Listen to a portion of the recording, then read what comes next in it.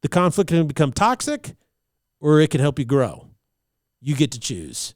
Choose good skills to resolve conflicts, and what you'll always see in the end is growth.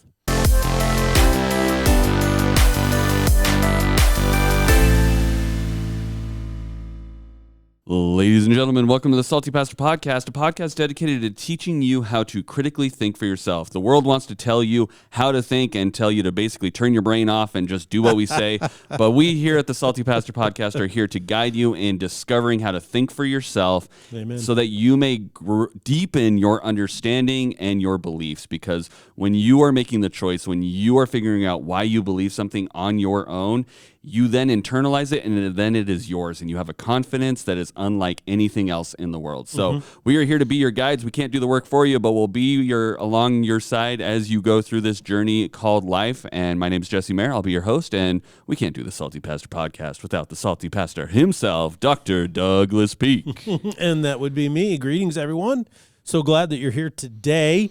We are helping you understand the strength of your convictions. And that's what this kind of podcast is all about. So on Tuesday, we discussed the biblical teachings on placing value on our relationships and how to make every effort in being unified in them, right? Yes. And so today we need to discuss why it's so important to be unified in your most important relationships. Well, the biblical principles that we discussed, in studying Ephesians chapter 4, which is right in the middle, kind of right the halfway point of the letter that Paul wrote to the Ephesians. And basically, he laid out that we need to make every effort to preserve the bond of unity. And this applies to all of the relationships that he talks about after he writes this. So we need to make every effort to preserve the bond of unity in our spiritual community, with Jesus, with ourselves, and with our family, with our marriages, if you're married, and everything about all of these life relationships. We need to place high value on them. Now, I think this teaching is very important for today because you live in a postmodern society. So basically, the cultural values of the society in which you live today are based upon philosophical postmodernism. And what's interesting about postmodernism, if you'd really like to dig into it, you can go back and listen to What in the Sam Hill is Postmodernism. Yeah, and I think that's episode 104. All the What in the Sam Hill episodes are 102, 104, 106, 108. Okay. So it's all the even numbers in that first 100 Okay, episodes, so like 104, 106? Yeah, one of those. Listen to the one called What in the Sam Hill is Postmodernism. And postmodernism is basically moral relativism. And there is no truth. There's no objective truth. And so you can make up whatever morals are good for you, basically. Right. Well, the interesting thing of this is that the outcome of moral relativism is always destructive to every relationship you have. This is what's so interesting. Postmodernism says there are no absolutes. However, postmodernism absolutely has the same outcome in all relationships, and that's destruction. So I find that fascinating. And the reason why is because moral relativism erases the container in which all relationships develop and thrive. See, in order for you as a human being to have a relationship with another human being, now that relationship can take different forms. You can have familial relationships. You can have friendships. You can have coworker relationships, teammate relationships, romantic, intimate relationships, parent-child, grandparent-grandchild relationships. But what's fascinating is all of those relationships have to occur within a container, you see. And what postmodernism does is it erases the container. Container consists of commonalities, like a common language, common values, common virtues. And what postmodernism does is denies that any of those things exist. Therefore, what it ends up doing is that it destroys the context of all relationships that is needed for them to develop and thrive. And if you doubt me on this, this is the premise, the underlying unspoken point of every zombie movie or zombie story you have ever heard. How so? Well, what it does is the whole premise of the zombie genre is, what are human beings like when all societal constraints are removed? When the rules are all gone. When the rules are all gone, yeah. All the rules are gone. And so what happens is the enemies in every zombie story, The Walking Dead, Fear the Walking Dead, Zombieland. I mean, it just goes on and on and on. On Resident and on Evil, Shaun of the Dead. Yeah, all of those types of things. Line of the yeah. Yeah, and that is that the antagonist, the evil person, the bad guy in the movie is not the zombies. It's the person that doesn't adhere to a common morality. The protagonist wrestles with, struggles with, and always discovers their humanity. Well, what is the humanity that they discover? Well, they have rules, you see? And you see this in every story. I mean, basically every zombie movie always basically ends with the monster was never the zombies. Right. It was it was humanity. It's humanity. Or whatever, which is a very bleak outlook. But I mean, it's usually it starts off with, oh my gosh, we're in a zombie apocalypse. But by the end, it's not them fighting the zombies. It's them fighting other humans. Some human who is been bucking the rules, killing people for no reason, just taking what they want, whatever. And those are the ones that you end up having the big final battle with. So and in the underlying story too, the struggle, the drama in it is always, how do we rebuild society? And the struggle is always, we have to have a commonality, a common morality. So it's hilarious to me that the most postmodern people out there, which are Hollywood writers, always write with a contradiction of their own philosophy every single time. And so, and the issue is this: how can you be friends with a person who has no moral consistency? How do you be friends with a person who says, one moment I'll be loyal to you and take care of you, the next moment I'll cut your arm off and steal your stuff? Right. There's zero trust, there's zero compatibility, there's zero alignment of values and goals, there's zero everything. You can't be friends with that. They become an enemy. Right. How can you be friends, or how can you be married to a person who thinks like a postmodern person? You can't. The person says, well, this is who I am because this is who I think I am, and I'm creating a narrative that reinforces the illusion I have created about myself. And you're like, dude, I'm married to you, whether you're a guy married to a gal or a gal married to a guy. I say, who you think you are is not who you really are. And that incongruence is driving me crazy. Today, it's really fascinating is that what women really talk about who are dating a lot is that they call it, I dated a raging narcissist. I date, it's all about narcissism. Narcissism is the big hot thing right now for young single women that are discussing and trying to find men. And what they don't realize is that men aren't really narcissists. They're misdiagnosing. The men are postmodern. And so postmodernism, the outcome is always the same, which is narcissism, because the only truth that matters is whose truth? Your own. Your own. So postmodernism always results in the same outcome. And what happens is parenting is eradicated in postmodern thought. And what's happening today is that the reason why you need to make every effort to preserve the bond of unity in your life is because you live in a postmodern society. The second reason is because the government policies that are enacted actually oppose healthy relationships. Now, some people believe and teach that it is an intentional conspiracy of the government to do this.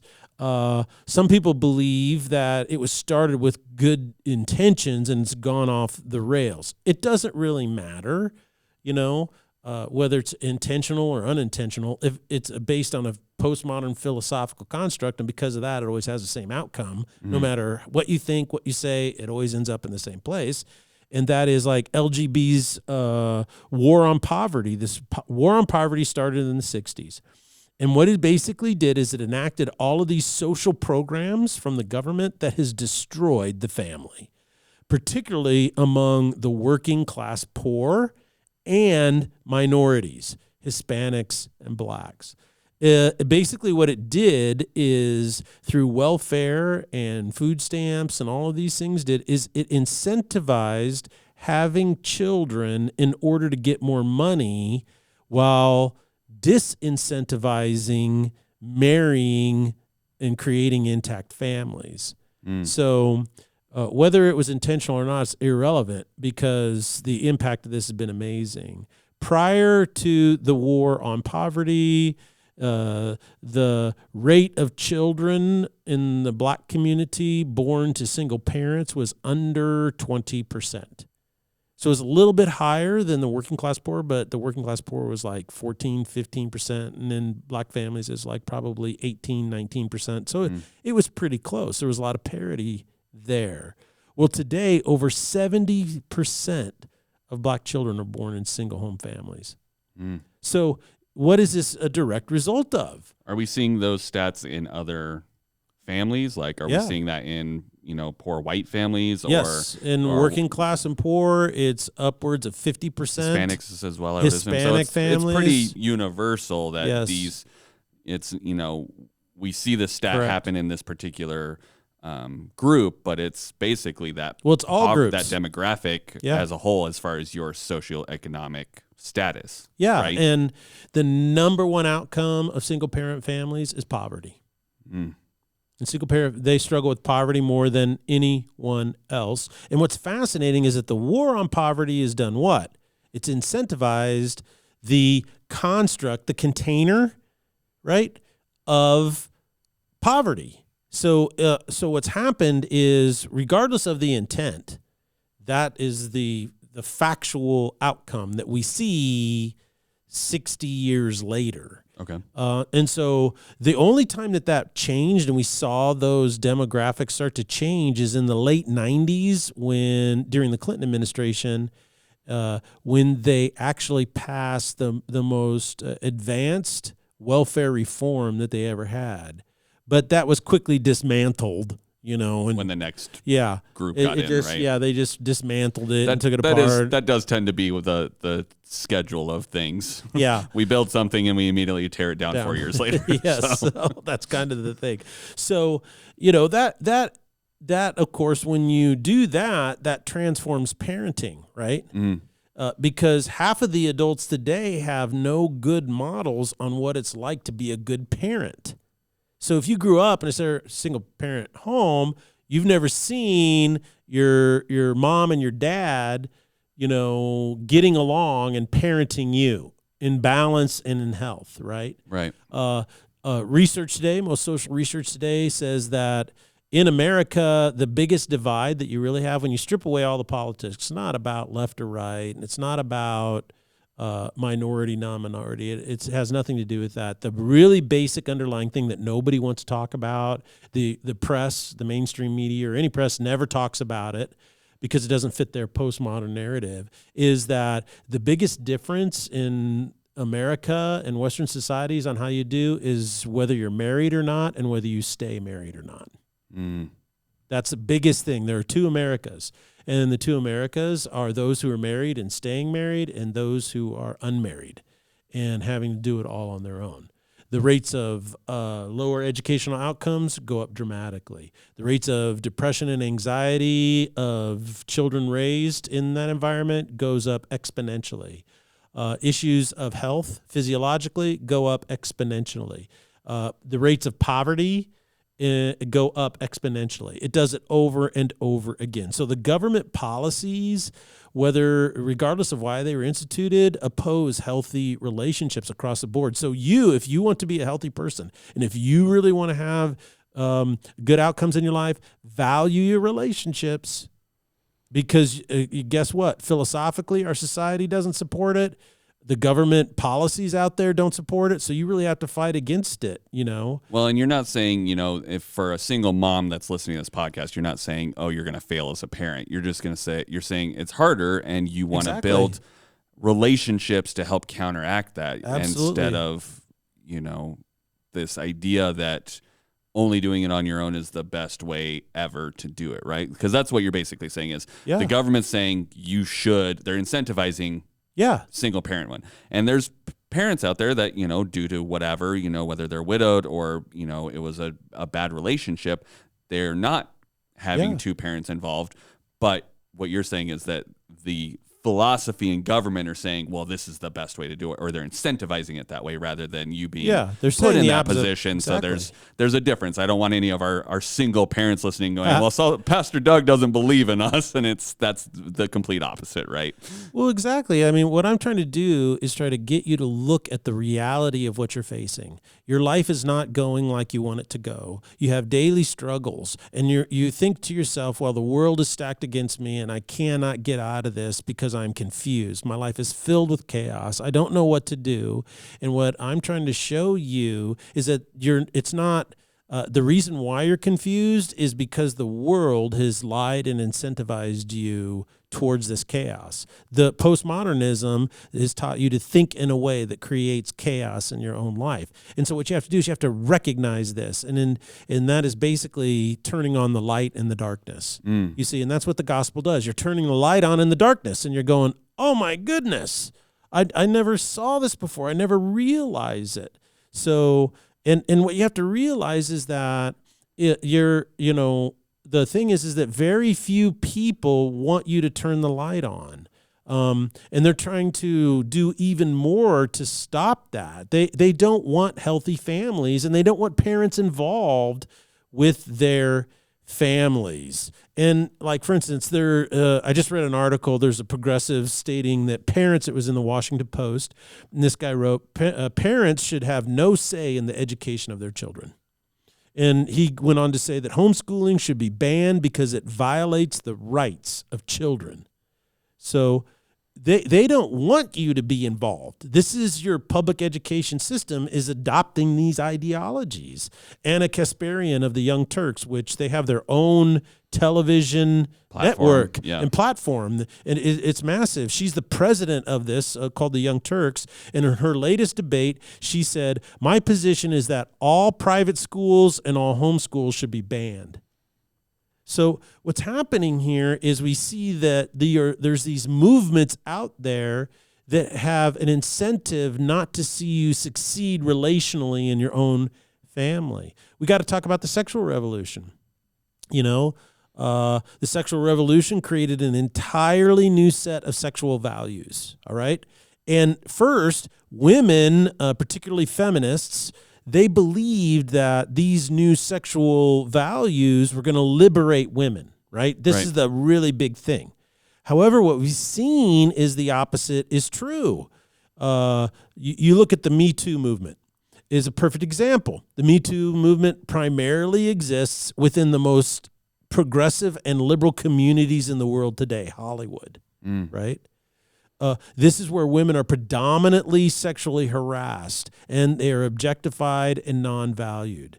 So you see the proof of this in the dating scene. You look at the horror stories that women go through when they're trying to date someone, but what's interesting is that very few people ever sit back and ask the question, why is it this way? Right. Most people are like, well, why can't I find a good guy?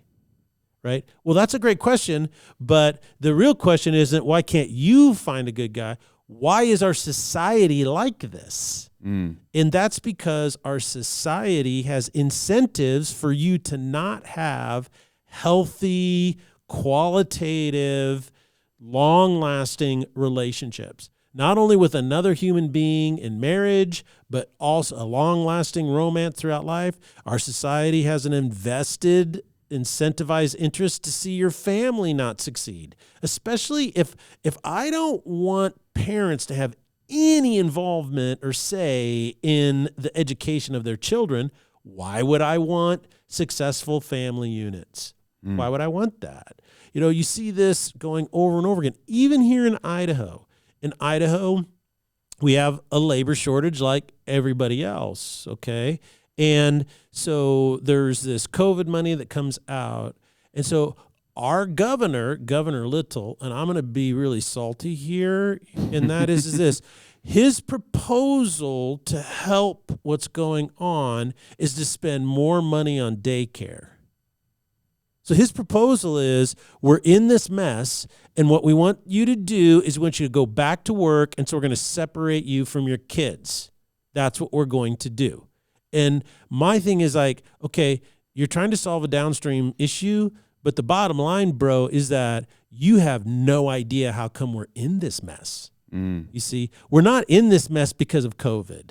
When you look back over the last 300 years prior to the formation of the American society, there has been pandemics, there has been problems and issues in our society that are 1,000,000 times worse than COVID is right now. You look at the Spanish flu in the earliest 20th century and what it did going through our communities. You look at the Great Depression. You look at World War I. You look at the Civil War. Look at the Civil War. The most expensive war in the terms of life lost. More Americans' lives were lost in the Civil War than any of the other wars we fought in, World War I and World War II included.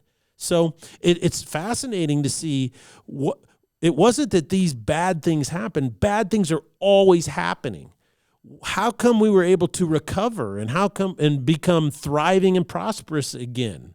Well, that's because we were not a postmodern deconstructionist society with the sexual revolution sexualizing every relationship out of there. Right. That's why, is that the upstream values have been completely decimated because of postmodernism. And so now what you see happening is the only answer to survive COVID is to become more authoritarian in our approach. Now, some people are more authoritarian one way, some people are more authoritarian the other way. But the bottom line is that we got in this mess because our familial relationships are undermined, our marriages have been undermined, and that's because there's been policies and philosophies that have reproduced this fruit in our world today. And so what's happening is COVID comes in, and all it does is it shows you, it's like turning on the light, it shows you what has actually been happening. So, I mean, basically what you've been saying is our society, our philosophy, the culture has basically created disposable relationships. Yep. People don't want to put the work in to actually maintain or cultivate a real deep personal relationship, and that has led to further spiraling issues. Yes. Well, that's a little depressing. Yes, it's very depressing. So are there options on how to fix it, Pastor? There you go. Well, in the first century, you have to realize in the first century when the New Testament was written, things were 10 times worse than this. Okay. 10 times worse than this. In the Roman Empire, 50% of the population of Rome was enslaved. Okay. And this was a form of chattel slavery, but it had nothing to do with ethnicity. I mean, the majority of the people that were enslaved were the same ethnicity as the Romans who enslaved them. Right. Okay. And you have to realize is that sexuality and the sexual mores were 10 times worse than they are today. And so, I mean, we could just go down the list of how things were. But the New Testament was written, and it said these truths, and it completely transformed society over the course of 300 years. Completely transformed it. And the reason why is because reality and truth always end up being aligned. The principles in the New Testament are not just true because God said them to be true through inspiration. They're true because they reflect reality. They have real world impact. When you start thinking and implementing these upstream, guess what happens downstream? Things change, and they change for the better. And people are like, I don't know what's going on upstream, but I certainly like this downstream effect. Yeah. So, I mean, we've only got about 5 or so minutes left. Can you give us some specifics as how these truths align with reality and how the New Testament transformed the significantly worse times of the times that it was written in. Well, let's take Paul's admonition. He said, make every effort to preserve the bond of unity. So the more you work on, invest in, think about your upstream core values when it comes to relationships, then the more effective your downstream changes become.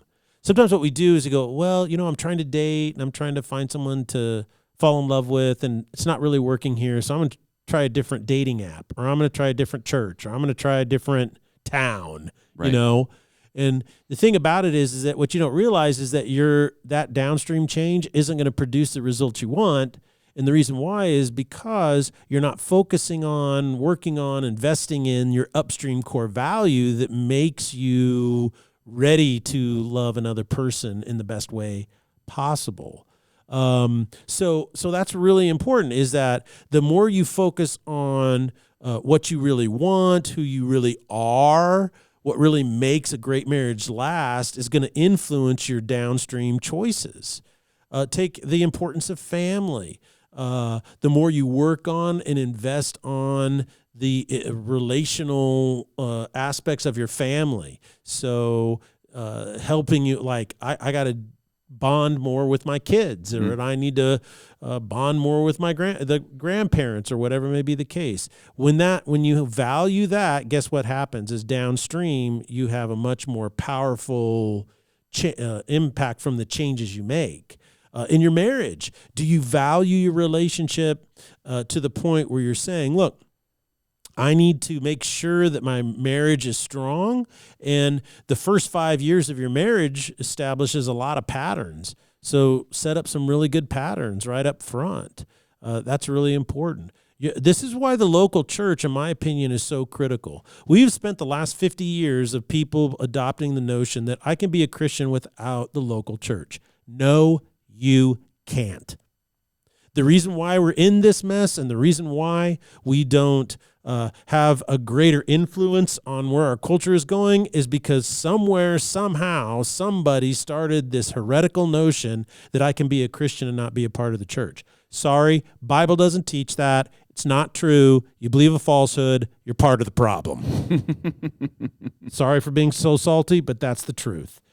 The bottom line is that the local church is so critically important, not only for you, because it focuses on the upstream core values of relationships, you see, but that what it also does is that it is critical for society to work.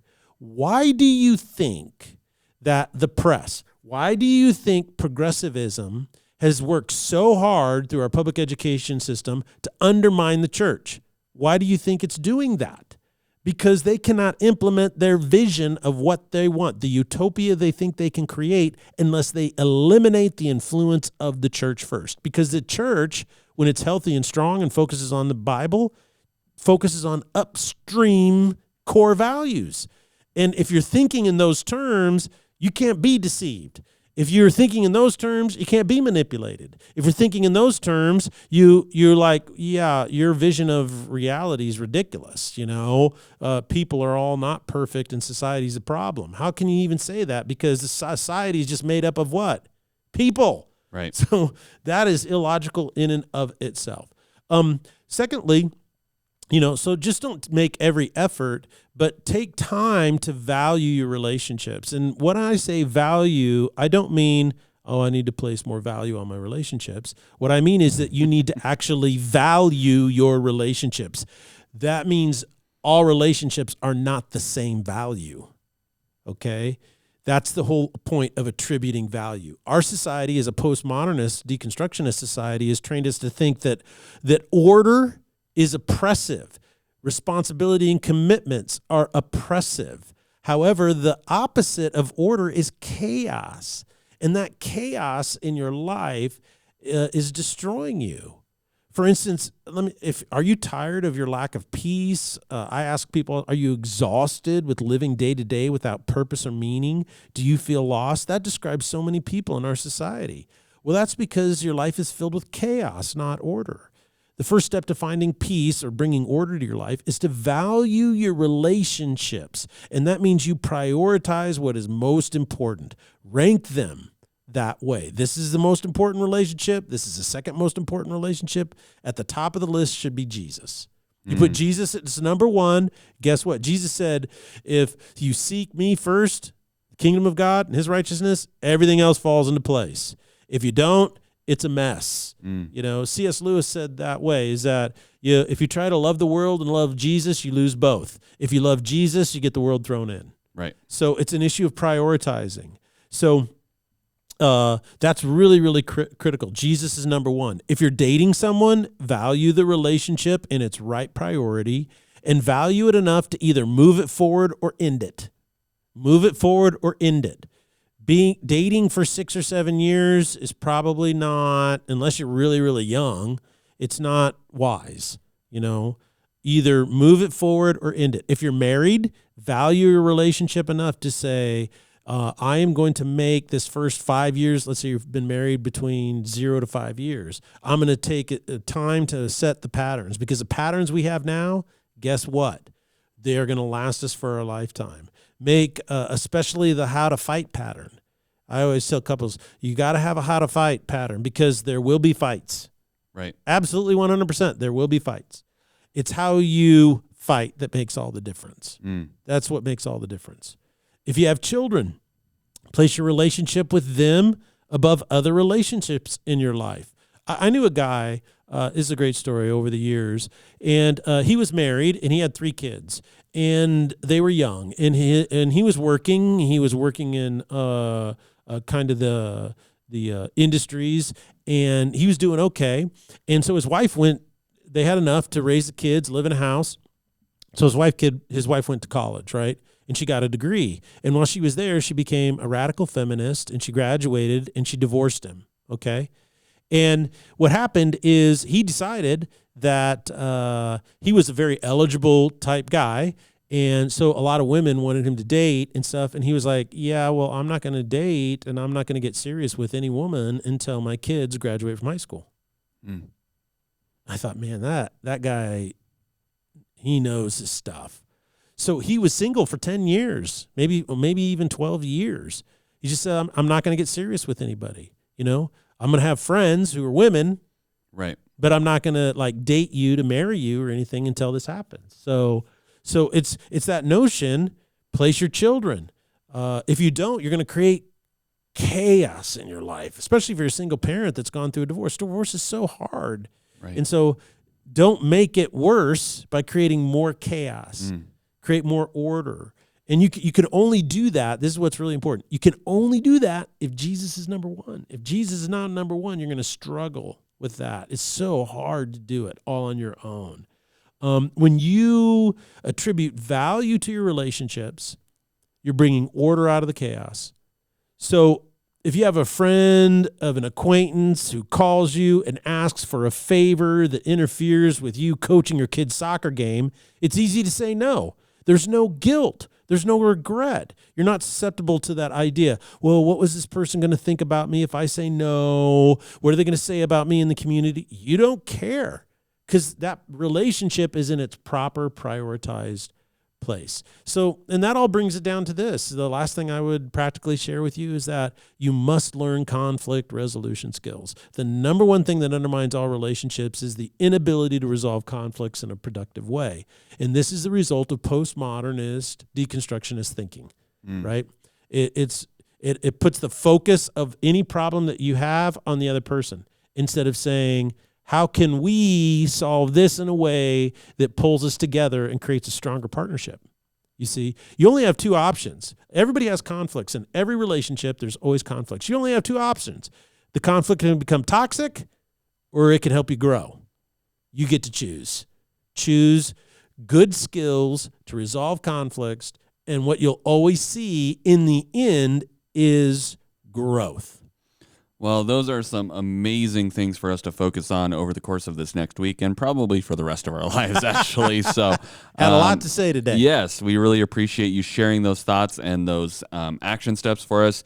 Again, we encourage you guys to go and take these discussions and have them, whether it's with a spouse, with a friend, whether it's, even some of these could be how you interact with your children, but have discussions so that you can further understand what you believe, why these either resonate or don't resonate with you, and then you can make a choice based on those conversations. But just listening to this one-on-one in a room, and not doing anything with it doesn't help you. You have to have some discussions and have to have some real debate about what you do and don't believe. So thank you guys so much for joining us. Please tune in on Sunday. Pastor Doug will wrap this whole section of this series up as he preaches, and we'll kind of talk a little bit more about all the things we've already covered, and then illuminate us with some new things. So, hey, we're about relationships. This entire series, all 6 weeks, is about we can do things to write a storybook ending. Let's do it. All right. Thank you guys so much. We'll see you here on Sunday in beautiful Boise, Idaho. Blessings.